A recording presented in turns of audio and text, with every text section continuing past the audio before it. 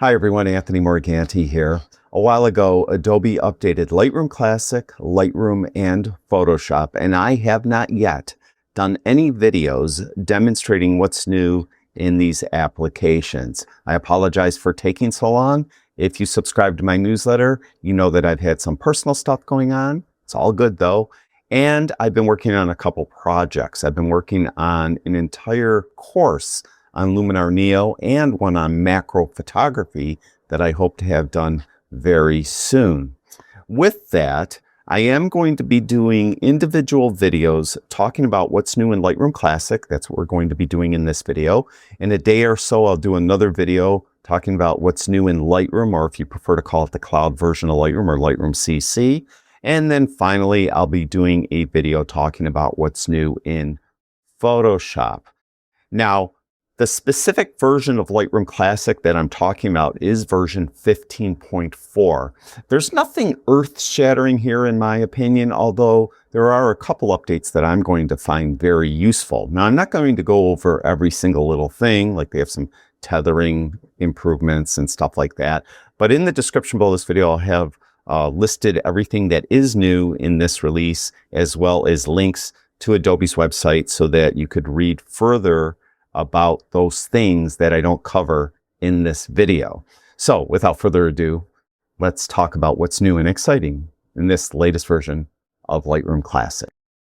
Now, the first thing I want to talk about is it has improved subject masking. And you got to know what goes hand in hand with subject masking is background masking. It uses the same technology for both. So if they improve subject masking, they're also improving background masking, because in this image, I'm going to select the background. So we'll go over to the develop module and I'm going to go to masking, and then we're going to select the background.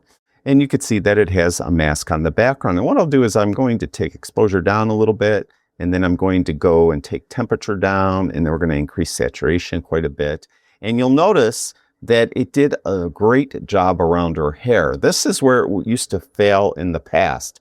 When it had to select a subject that had like flyaway hair, or select the background behind that subject, it had a difficult time. Also, what you'll find if you're doing a non-human mask, like for example, this bicycle, it's able to select the bike fine. Like I'll just select the subject to show you, and you can see that it has the overlay on the bike pretty well done. You know, it's darkening everything. But in order to better show you this, what I'm going to do is select the background, and then I'm going to take exposure up, and then I'm going to take shadows up, and we'll take blacks up. And you'll notice that it found the bike fine. It found the background fine in this case, but it is masking around the bike perfectly, well, almost perfectly. It's missed part of the spoke here. But that's the only problem. In the past, it wouldn't have been able to do this mask without blanking out those spokes. So it is greatly improved as far as subject masking and background masking. Now, the next thing I want to talk about is assistant culling. So we're going to jump back over into the library module, and we're going to go to this image of this group I have.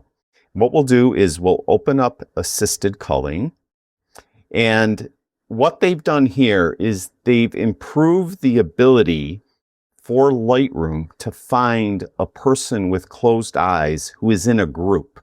In the past, it had problems finding whether or not a person's eyes were open or closed if that person was in a group. So what we're going to do is we'll turn subject focus off, eye focus off, and we're just going to do eyes open.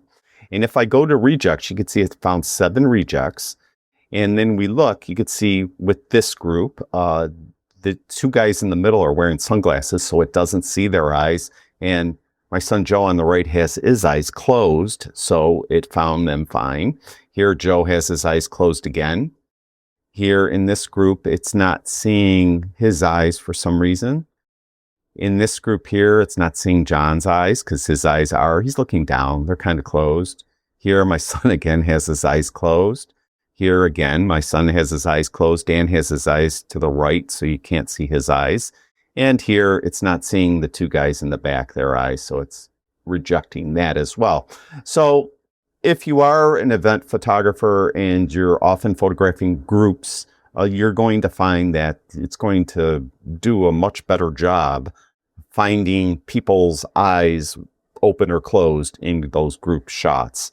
The next thing I want to talk about is you could filter by AI, meaning if an image had some AI done to it, you could use a filter to find it. So what we'll do is we'll close down Culling, close all this down, and we'll go to this other collection I have here, and we'll go to Grid View by tapping the G key, and we're going to go to Metadata. And with metadata, you could see, you could search. Right now I'm searching with by date, by camera, by lens, and by label. But let's go to this one with lens, and let's open that up, and then go down to develop, and then go over here to has AI. And you'll see that it's showing there are 4 total images in this collection. 3 of them have AI, 1 of them doesn't. So if I click on the 3, it's showing that one I just did, that I used AI to select the background. And in this one here, the same thing. And on this one here, it's showing AI as well. Let's go to another label, another AI label that you can now search for. So we'll go here and we'll go to develop, and we're going to go to, if I could get it, we'll go AI edit, and it will show you the AI I've done. So in this image, I used AI remove, and on these 2 images, or 3 images, I used AI masking. Let's go back to AI remove, and you may be wondering what I did. So if I go to this image and I go over to the develop module, once it comes over there, if I do a before after, if it'll give me, it's taking a second there. You can see that chewed up like bucket behind the lion. I removed that using AI generative remove in there, so you could see. So that's why it's detecting that. So now if you need to just search your library to see if you have some images that you've done AI to, you're able to do it. And there are some other, let me go through, beyond has AI and AI edit, you could go through, again, go to develop. You'll see that there's has AI, has generative AI. It needs an AI update, AI edit, AI edit requiring update. So you have those options now there as well. Okay, now the next thing I want to talk about, and the last thing we're going to talk about, is probably the biggest new thing, in my opinion, in this release, is we now have a duplicate finder.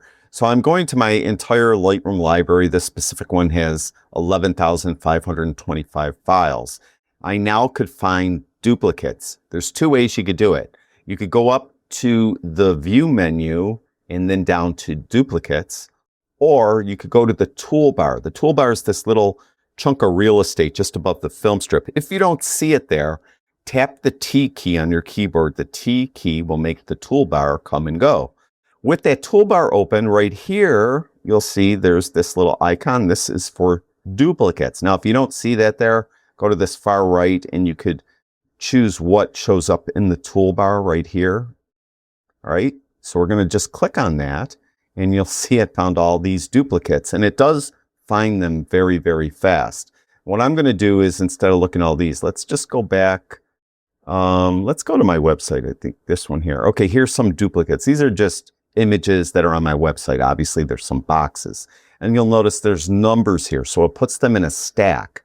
So there's 2 duplicates. Now you may be wondering, does it just go by file name? No, it actually goes by pixel. So it's looking at the pixels, and it's trying to determine by looking at the pixels whether or not an image is a duplicate.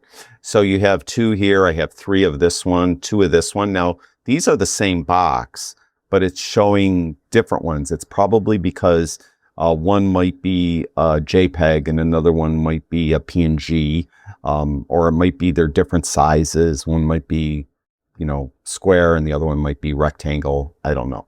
But I could look if I wanted to, but that's why they're separated. These as well. Here's my logo on my website and so on.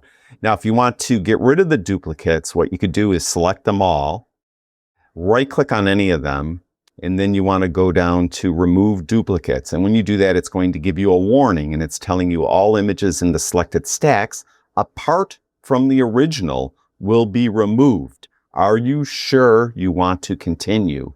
If you are, click OK. If not, I'm not, so I'm going to click cancel. So that's nice though. Now we have a way to find out whether or not we have duplicate images in our Lightroom library. I have actually I have a number of different Lightroom libraries. When I do like projects, I do those in the new library usually.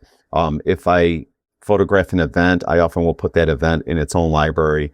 So I do that a lot, but I do have like 3 main ones. This is my smallest of the 3. I have 2 others that are huge, that have probably over 100,000 images each in them. So it's nice that we now have this option. So again, in the description below this video, I'll have a list of everything that is new in this release, as well as links to Adobe's website if you want to read more about the new things that are in this release.